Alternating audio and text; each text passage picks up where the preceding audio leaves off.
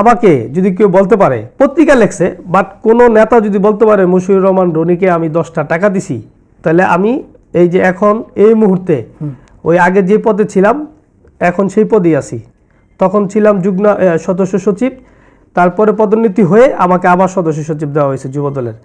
এরপরে কিন্তু আমাকে যুবদলের সদস্য সচিব করা হয়েছে। তো আমি রাজনীতি ছেড়ে দেব। গত বছর 23 সালের এপ্রিলের দিকে আপনার বিরুদ্ধে একটা নিউজ হয়েছিল আর কি, যে আপনি ইফতার মাহফিলের আয়োজনের নামে নেতাকর্মীদের থেকে অর্থ নিয়েছেন। সে অর্থ আবার পরবর্তী ইফতার মাহফিল না হওয়ার কারণে নেতাকর্মীরা আপনার থেকে ফেরত চাইছিল। আসলে এটা কি, মানে এটা একটু ব্যাখ্যা দিবেন এই ঘটনাটা কি? এটা হচ্ছে আমাদের কেন্দ্রীয় যুবদলের একটি ইফতার মাহফিল হওয়ার কথা, বিভাগীয় ইফতার পার্টি, বিভাগীয় ইফতার মাহফিল। এটা কিন্তু নট অনলি নারায়ণগঞ্জ জেলা যুবদলের ইফতার পার্টি, এটা ছিল বিভাগীয় ইফতার পার্টি। সারা বাংলাদেশের, সারা ঢাকা বিভাগের যে 10টি জেলার নেতৃবৃন্দরা এখানে আসবে, পাশাপাশি ঢাকা সারা বাংলাদেশের সকল শ্রেণীর নেতাকর্মীরা এখানে আসবে। সেটা আমি কিন্তু আমাদের দেশনায়ক জনাব তারেক রহমানের নির্দেশে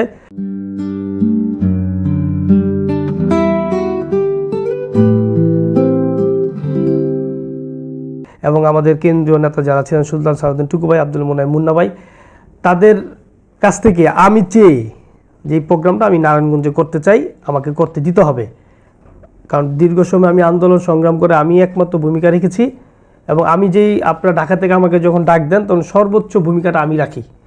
তো এটা আমি দাবি করতে পারি যে এই প্রোগ্রামটা আপনার নারায়ণগঞ্জে দিবেন। তো নারায়ণগঞ্জে তারা রাজি হয়েছে। আমরা নারায়ণগঞ্জে জনাব তারেক রহমান যখন জানতে পারলো আমি এটা চাই, তখন সে সাথে সাথে রাজি হয়ে নারায়ণগঞ্জে প্রোগ্রামটা দিয়েছিলেন, এবং সেই প্রোগ্রামটা অর্গানাইজ করেছি আমি ফতুল্লাতে। আচ্ছা, ফতুল্লাতে আপনি জেনে থাকবেন এই প্রোগ্রামটা আমরা কয় টাকা খরচ হবে, আমরা একটা নির্দিষ্টভাবে একটা ছক করে একটা নির্দিষ্টভাবে একটা মূল্য তৈরি করছি যে এই টাকা এত টাকা মূল্য হয় এই প্রোগ্রামটা করা যাবে। তা আমরা কেন্দ্র থেকে আমাদেরকে বললো যে তোমাদের কাজ হচ্ছে স্টেজ তৈরি করা, প্যান্ডেলটা করে দেওয়া, আর বাকি কাজ আমরা ঢাকা থেকে করে নিয়ে আসবো। ওকে, যেহেতু ওই নারায়ণগঞ্জের প্রোগ্রাম, সেই ক্ষেত্রে তো আমাকে যদি কেউ বলতে পারে, পত্রিকা লেখছে, বাট কোনো নেতা যদি বলতে পারে মশিউর রহমান রনিকে আমি 10টা টাকা দিছি, তাহলে আমি এই যে এখন এই মুহূর্তে ওই আগে যে পদে ছিলাম এখন সেই পদেই আছি। তখন ছিলাম যুগ্ম সদস্য সচিব, তারপরে পদোন্নতি হয়ে আমাকে আবার সদস্য সচিব দেওয়া হয়েছে যুবদলের। এরপরে কিন্তু আমাকে যুবদলের সদস্য সচিব করা হয়েছে। তো আমি রাজনীতি ছেড়ে দেব যদি কেউ একটা প্রমাণ, অনেকে বলতে পারে যে টাকা কি প্রমাণ রেখে করে নাকি, কারণগত ছায়া থাকে যে উমুকে দিছে আরেকজনে দিছে।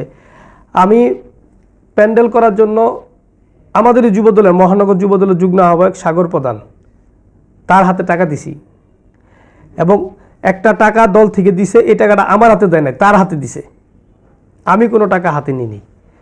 প্যান্ডেল করার জন্য একটা খরচ, যেটা এটা আমার হাতে বলছে যে এই খরচটা প্যান্ডেল হবে, এই টাকাটা আমি সাগর প্রধানকে দিলাম, কেন্দ্র থেকে তারা দিছে। কিন্তু আমি কিন্তু কোনো টাকা সাগর প্রধানকে দিইনি, বা আমার হাতে কারো কোনো টাকা আমি হাতে নিইনি। তাহলে এখন আমি তাহলে টাকাটা কিভাবে নিলাম?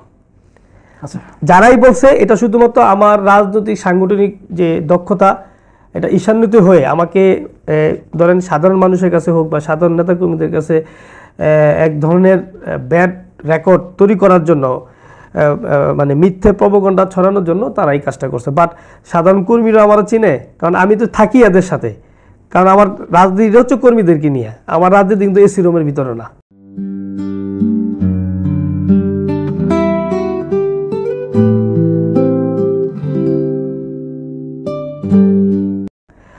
এই 5 তারিখের পরে আমি যদি চিন্তা ভাবনা করতাম, আমি অনেক কিছু করতাম, অনেকেই করছে, আমিও করতে পারতাম, কিন্তু আমার চিন্তা ভাবনা এটা না। আমার চিন্তা ভাবনা হচ্ছে যে সংগঠন করি, সংগঠন কিভাবে ভালোভাবে সংগঠন রান করা যায়, সংগঠনের ভাবমূর্তি রক্ষা করা যায়, সংগঠনটাকে কিভাবে আরও বড় করা যায়, আমি চিন্তায় থাকি। আমার কখনো টাকা পয়সা ইনকাম করার প্রতি আমার কোনো চিন্তা ভাবনা নাই। এই চিন্তা আমার মাথায় কখনো ছিল না, আমার পরিবারও নাই, আমারও নাই।